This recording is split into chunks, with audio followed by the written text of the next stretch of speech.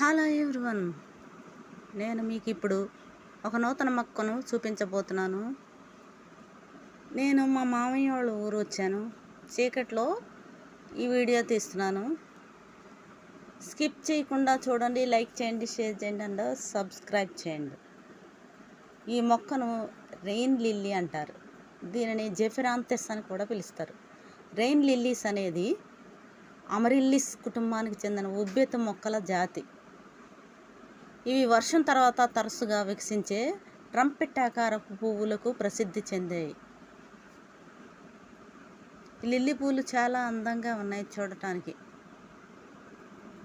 ఆకర్షణ పత్రాలు 6 ఉన్నాయి. లోపల వెల్లో కలర్లో ఉంది. దేవుడికి పెట్టుకుంటానికి ఉపయోగపడతాయి. ఇవి అలంకరణ కోసం మన ఇంటి ఆవరణలో కూడా పెంచుకోవచ్చు, తోటల్లో కూడా, ఉద్యానవనాల్లో కూడా పెంచుకోవచ్చు. ఇది కేసరదండం.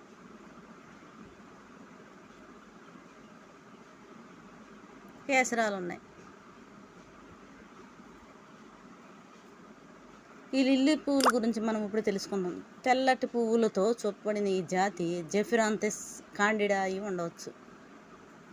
గడ్డిలా ఉంది. ఇది కుండీల్లో వేసి పెంచబడింది. చాలా అందంగా ఉంది.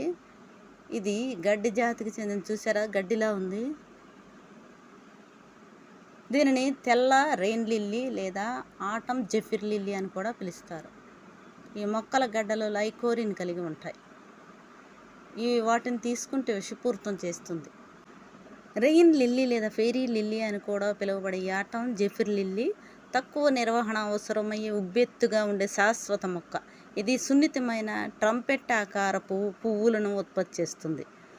ఇది గడ్డిలా ఉంది, చూసారా, ఈ గడ్డిలోంచి తెల్లటి పువ్వులు వస్తుంది. ఇది ఉబ్బెత్తు ఆకారం. దీనిలో తెలుపు, గులాబీ లేదా పసుపు రంగులో ఉన్న పూలు ఉంటాయి.